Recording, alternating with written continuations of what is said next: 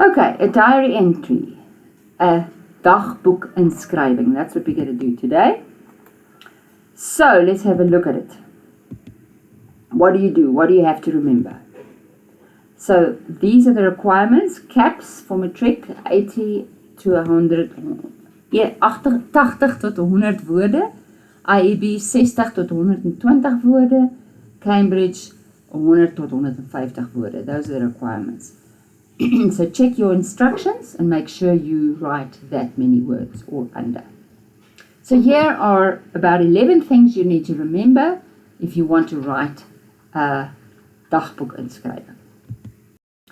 So firstly is the date, and that's how you write the date, die dag en die datum. So you write the day, Dinsdag 13 May.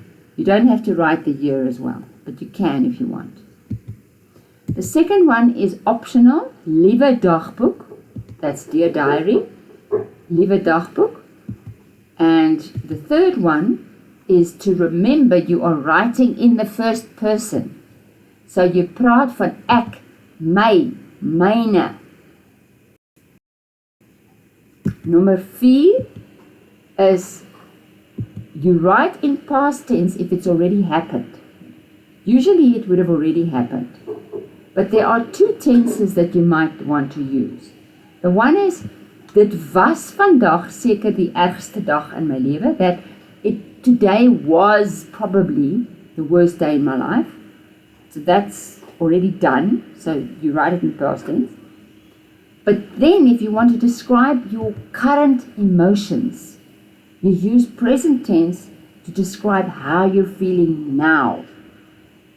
So die teenwoordige tyd om te beskryf hoe jy nou voel. Ek weet nou hoe dit voel om 'n gebroke hart te hê. I now know how it feels to have a broken heart. So can you see you can use both tenses. The one is about what has happened, and the other one is how you feel now. Number 5, remember you are the target here.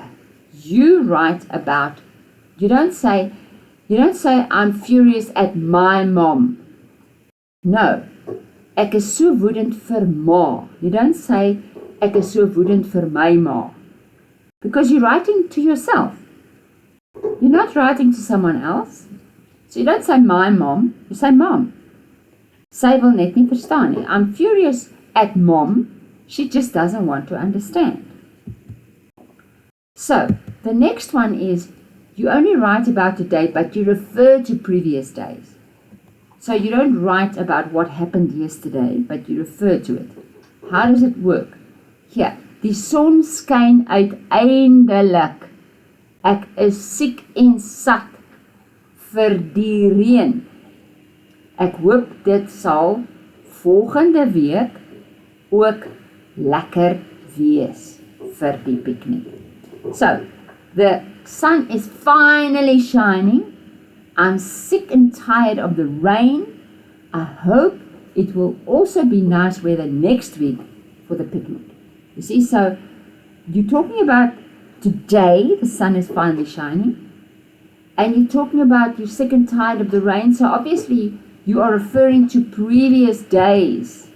It was raining and raining and raining. And now you're expressing a hope that next week it'll be nice for the picnic. So you're suggesting something about the picnic.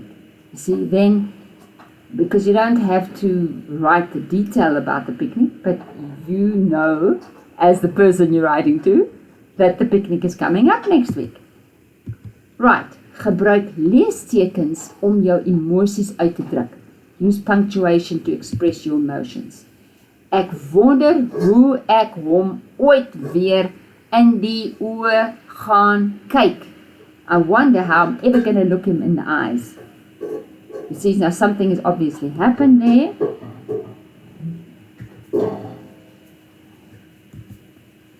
And you're also going to express your wishes. Ek wens ek kan na 'n ander skool toe gaan. Ek wil hom nooit weer sien nie. I wish I can go to another school. I never want to see him again. You see, so that you express your wishes. Jy wens. And then the next one is your determination. Môre begin ek definitief oefen. Ek gaan die eerste span maak. Tomorrow I'm definitely going to start practicing. I'm going to make the first team. You see, so anything that you're going to do, you're going to start studying, you're going to start saying no to people who are abusing you, or whatever the case may be. You express your determination. Okay, I've already done that. So the next one is wees yourself. Wees opreg. Be genuine. Ek weet nie wat om te doen nie. I don't know what to do. Ek voel so moedeloos. I feel so, without courage. I feel discouraged. Discouraged. Moedeloos is discouraged. Okay, so that's something else you can. Or, if it's positive, ek is oor die maan. I'm over the moon. Ek kan nie wag vir môre nie. I can't wait for tomorrow. So, whatever, whether it's negative or positive, be yourself. Okay, so I'm going to quickly give you an example. Donderdag 8 Mei. Vandag het ek my geskiedenistoets geskryf en ek voel so teleurgesteld in myself. Today I wrote my history test and I feel so disappointed in myself. Ek het geleer, maar duidelik nie goed genoeg nie. I did study, but clearly not well enough. Die manier waarop die vraag gevra was, het my heeltemal vasgevang. The way in which the questions were asked totally caught me out. Ek het nie geweet hoe om te antwoord nie. I didn't know how to answer. Veral daardie lang vraag oor die Eerste Wêreldoorlog, especially the long question about the First World War. Ek dink ek het baie sleg gedoen. I think I did very badly. My ouers en meneer Jacobs verwag 'n A van my en ek twyfel of ek 'n C sal kry.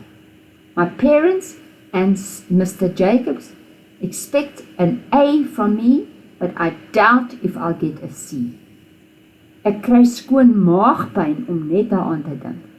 I even get a stomach ache just to think about it. Ek wens ek kon die toets oorskryf. I wish I could write the test over again. So here's a lot of self-thinking and doubting and expressing yourself.